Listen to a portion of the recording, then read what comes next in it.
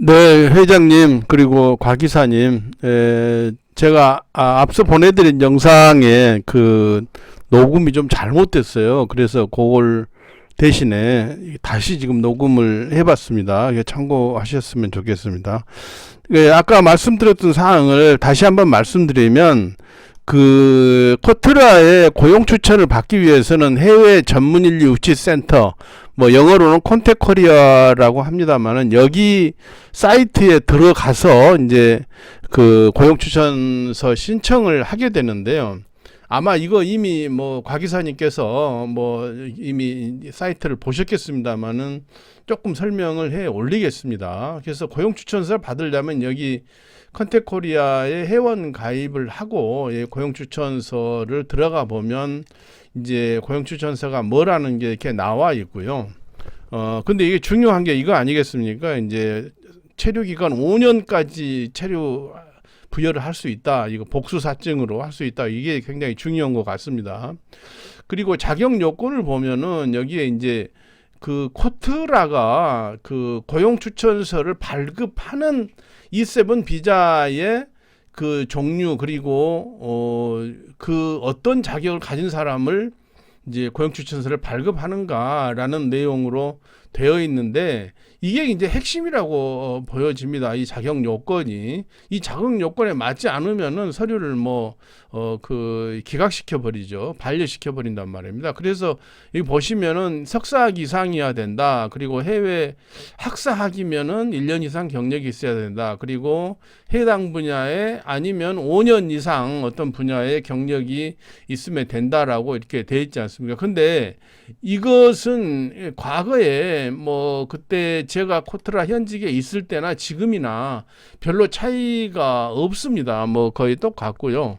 그 대신에 이제 국내 뭐에서 그 대학 졸업한 그 학생들이 졸업할 때는 이런 이제 경력 증명이 필요가 없죠. 그래서 이런 이제 기본적으로 그 코트라가 고용 추천서를 발급하는 해당 기술 분야에 이렇게 이런 그 학력이나 경력을 가진 사람을 대상으로 고용 추천서를 발급한다는 얘기고요. 여기서 소득 요건이 중요하겠습니다. 여기 보면 기본급 해가지고 기본급이 전년도 국민 1인당 GNI 80% 이상 그랬는데, 사실은 이게 이제 우리가 일을 할 때 좀 생각을 해야 되는 문제가 되겠습니다. 우리 기업들이, 중소기업이 특히 그 외국인 인력을 고용할 때는 좀 저렴한 인건비를 생각하고 하는 건데, 여기 지금 GNI란 게 뭐 어느 정도인지 뭐 잘 제가 확인 안 해봤습니다만, 대략 연봉 한 4천만 원 정도, 이 정도 되면은 이제 그 GNI에 해당된다고 보겠습니다. 그래서 이걸 하는 이유는 아시다겠지만은 E7 비자는 일반 E9 비자로 오는 그 일반 인력들하고 다르기 때문에, 그 기본적인 자격 요건이, 첨단 기술로 자격 요건이 있고 그다음에 소득 요건이 돼야 되기 때문에 이런 이제 규정을 두고 있는 것이죠. 그래서 그 그 계약서상에 이게 이 기준에 미치지 못하면 아예 심사 자체를 하지를 않습니다.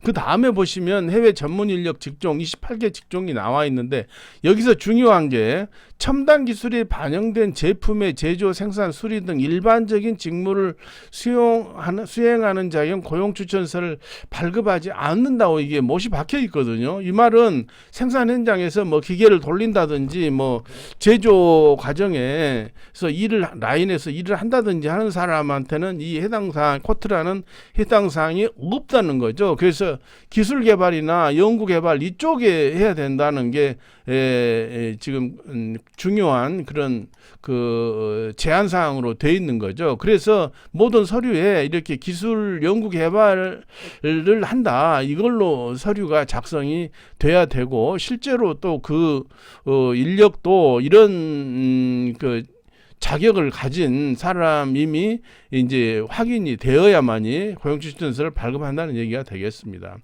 지금 회장님께서 추진하시는 이 도금 기술자는 아마 이 환경공학이나 여기 그 화학공학 이쪽에 해당이 되는 것 같습니다. 그래서 인력을 이제 수배할 때 최대한 이 기준에 맞게 수배가 돼야 되겠고, 그리고 아울러서 그 기업이 제출하는 서류 자체도 이 기준에 맞게 작성이 돼야 되겠다는 말씀을 드립니다. 그런데 이제 여기서 우리가 이제 E7 비자 이미 아마 이거 곽 기사님도 알고 계시겠습니다만은 기본적으로 이제 우리가 비자 업무를 처리하는 데는 이 사적 발급 안내 매뉴얼이 가장 기본이 되겠습니다. 제가 하이코리아에서 금년 3월 달 2024년 3월부로 이게 그 발표된 매뉴얼을 지금 보고 계십니다. 그래서 여기 E7 비자로 들어가면 E7 비자에 해당되는 이제 나오지 않습니까? 그러면 그 E7 비자에 이게 잘 넘어가지가 않네요. 그래서 이 E7 비자에 해당하는 그런 자격이 있어야만이 이 고용 추천서를 발급해 준다는 얘기거든요. 근데 이게 지금 E7 비자에 대해서 이 기준이 비자 내주는 기준이 그 과거에 그때 뭐 한 몇 년 전에 저희가 추진할 때하고 별로 차이가 없어요. 그게 이제 좀 특징입니다. 달라진 게 없다는 얘기죠. 그래서 지금 이미 그 비자를 받으셨다는 이제 그 E7-1으로 받으신 건데, 그건 그러니까는 이 지금 기준에서 과거하고 크게 달라진 게 없다는 얘기죠. 그래서 아마 저번 날 말씀드렸지만은 저희가 한 3년인가요? 4년 전에 그거 할 때도 E7-1으로 신청을 했었는데 코트라가 이게 이제 기각시켰던 그런 이제 경험이 있는데, 그래서 이번에 이걸 추진할 때는 이 최대한 지난번 같이 어떤 시행착오가 없이 할 수 있도록 그렇게 했으면 좋겠습니다. 지금 그 E7 이거 보니까 이제 그 뿌리 산업도 그래 변한 게 없고요. 크게 변동된 게 없고, 그리고 그 전문 인력 그 기준이나 그것도 전혀 그 당시 몇 년 전하고 비교해서 그렇게 바꿔진 게 별로 없다는 것을 볼 수가 있습니다. 그래서 여기 보시면은 지금 이제 그 이제 E7에서 이 전문 인력과 이제 준전문 인력, 일반 기능 인력, 그 다음에 뭐 숙련 기능 점수제, 그런데 뿌리 산업체 숙련 기능공이라는 여기 코드가 여기 있는데 사실은 이건 해당이 안 됩니다. 우리하고. 왜냐하면 이제 그 점수제, 국내에 있는 사람들한테 점수를 줘가지고 몇 점 이상이면 이제 그 E7으로 전환시키는 게 해당이 없고, 2번, 3번도 여기 우리 뿌리 산업하고는 해당이 없는 거죠. 결국은 E7-1에 의해서 여기 이제 비자를 신청해야 되는데, 그 중에 보면 이제 뭐 여기 환경이나 이제 그런 직종의 그 전문가다라고 우리가 화학공학이나 이쪽에 전문가다라는 것을 이제 우리가 그 제시를 해야만이 고용추천서가 발급된다라고 그렇게 볼 수가 있겠습니다. 제가 이제 그 지금 보내주신 그 기업체 서류를 검토를 해본 결과를 기준으로 좀 말씀을 드리겠습니다. 지금 서류 제일 앞에 비자 준비 서류라고 이렇게 되어 있는데, 이 서류는 아마 E9 뭐 이런 거 할 때인지 뭔지 모르겠습니다만은 이 중에 상당수는 거의 코트라 고용추천서 발급 신청하고는 해당이 없는 그런 내용들입니다. 그래서 굳이 해당이 없는 서류는 낼 필요가 없다는 것이죠. 그래서 제가 코트라 홈페이지에 나와 있는 그 신청 서류를 기준으로 제가 정리를 다시 해봤는데, 여기 지금 나온 것만 하면 됩니다. 이 많은 이런 것도 할 필요가 없다는 얘기죠. 왜냐하면 코트라에서 그 이 업무를 처리하는 직원들은 그 신입사원 내지는 뭐 그 계약직 직원이나 이런 직원들이 이걸 하는 거거든요. 그러면 아주 기계적으로 합니다. 그래서 그 이 법무부의 그 비자 매뉴얼이나 아니면 코트라의 컨택코리아에 나와 있는 고용추천서 자격 기준과 신청 절차에 의해서 거기에 해당되면은 바로 도장을 팡 찍어서 이게 나가는 거고, 그렇지 않으면 그냥 거기서 검토 자체를 안 하거든요. 그래서 이제 이게 상당히 신청 서류가 이 사람들이 요구하는 대로 해줘야 된다는 말씀을 드립니다.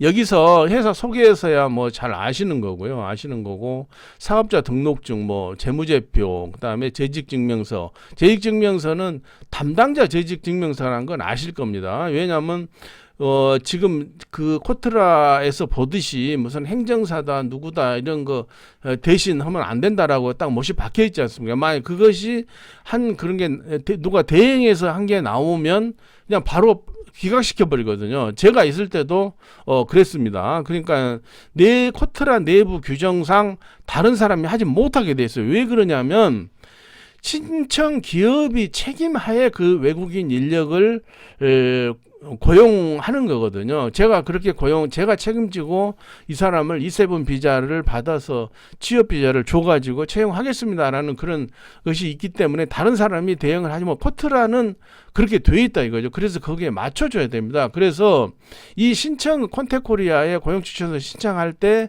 그 회사의 담당자 이름으로 신청을 해야 되고, 우리가 옆에서 물론 도와주는 것은 하지만은 그 사람의, 그러니까 신청을 하는 사람의 재직증명서를 붙여라 그런 뜻이 되겠죠. 그리고 이제 서약서, 그건 뭐 코트라 양식으로 하면 되겠고요. 그 다음에 보유 인증서, 이게 굉장히 중요합니다. 중소기업에도 뭐 신기술 인증서, 뭐 신제품 인증서, 이노비즈, 벤처기업, 유망기업 뭐 이런 쭉 있거든요. 뭐 특허도 있고, 그다음에 국제인증이란 건 이게 이제 항공기나 이런 거에 해당되는 건데, 일반적으로 이제 국제인증은 뭐 없는 데가 해당이 별로 없죠. 근데 그래서 이런 기업이 가지고 있는 인증서를 최대한 많이 제시를 해야 됩니다. 뭐 한 개 없으면 한두 개라도, 아예 없으면은 좀 곤란하다 이거죠. 왜냐하면 이 컨택코리아 그 절차에서 보면 우리가 이게 그 신청 기업이 서류를 내서 신청하지 않습니까? 그러면 자기들이 그걸 1차 서류를 보고 그 서류를 해당 지역에 있는 코트라 무역관에다 보내가지고 학력과 경력이 맞는지를 그걸 이제 확인해서 전문을 보내요. 아, 이상 없다. 그러면 이제 이거 이제 코트라 본사에서는 거의 할 일이 끝난 거죠. 그러면 마지막 고용추천서를 발급하기 위해서 그 이제 3대 그 이제 3명의 그 외부 전문가라고 하는데, 대체로 교수님들이나 뭐 박사급 인력 그런 분들이거든요. 그러면 학력과 경력이 이력이 확인되면 심사위원회에다가 보통 3명한테 보내요. 근데 그 3명한테 보낼 때 그 우리가 냈던 신청 서류는 첨부로 가는 거고, 평가표가 이렇게 있거든요. 그러면 1번, 2번, 3번 거기다 체크를 해서 몇 점 이게 기계적으로 산출이 되게 돼 있어요. 근데 거기에 이 인증이 있으면은 가점을 주게 돼 있습니다. 가점을. 그러니까 인증이 하나도 없다 그러면 0점이죠. 그게. 그래서 가급적 이 인증이 많이 있을수록 그 고용추천서 발급받기에 더 유리하다, 그렇게 말씀드리겠고요. 그 다음에 선택사항이라고 되어 있는데, 수출 실적의 증빙 자료 아닙니까? 이것은 코트라가 이 무역진흥기관, 수출진흥기관이기 때문에 수출 실적이 있는 회사에 대해서는 우선적으로 좀 조금 서류가 미비하더라도 고용추천서를 내주겠다는 의미가 포함되어 있는 것이죠. 그래서 수출 실적 자료를 직접 자기들이 직수출이든 내국 수출이든 간접 수출이든 간에 그것을 증빙 자료를 만들 수 있다면 무역협회나 이런 데서 해주거든요. 그러면 할 수 있다면은 그걸 추가해 주는 것이 좋겠다라는 생각이 듭니다. 그리고 여기서 굉장히 중요한 게 그겁니다. 이 회사 소개하고 할 때, 그리고 이제 고용계약서를 체결하지 않습니까? 거기에 뭐 고용계약서 보면은 이 인력이 하는 일이 뭐라는 걸 이걸 이제 거기에 적게 돼 있잖아요. 업무 해가지고 무슨 직무를 한다. 거기에 뭐 도금하는 현장에서 뭐 도금하는 단순 업무 합니다. 이거 해가지고는 다 빠꿉니다. 그건 안 되죠. 고용계약서 상에 앞에서 말씀드린 게 대로 전문가다. 이 사람은 전문 인력이다.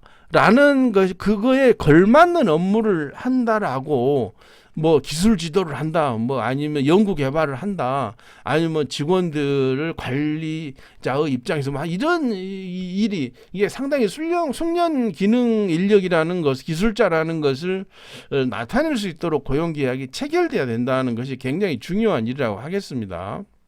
그리고 앞에서 말씀드린 대로 경력증명서가 있어야 되는, 공식 문서로 있어야 되는 거고요. 그리고 여권 사본, 그리고 채용 후보자 정보 서약서. 이건 뭐 이미 곽 이사님도 다 알고 계시고 회장님도 알고 계신 내용이죠. 그래서 이 지금 코트라의 고용추천서 낼 때는 이 11가지 서류를 중심으로 그 서류를 준비를 하면 될 걸로 생각이 됩니다. 네, 뭐 제가 이게 지금 코트라에서 고용추천서는 저희가 직접 지난번에 한번 받으려다가 실패했기 때문에 이번에 어떻게 될지 그걸 잘 모르겠습니다만은 아무튼 이번엔 최선을 다해 가지고 꼭 고용추천서가 발급되도록 같이 노력을 해야 되겠고 저도 최대한 도와드리도록 하겠습니다. 네, 감사합니다.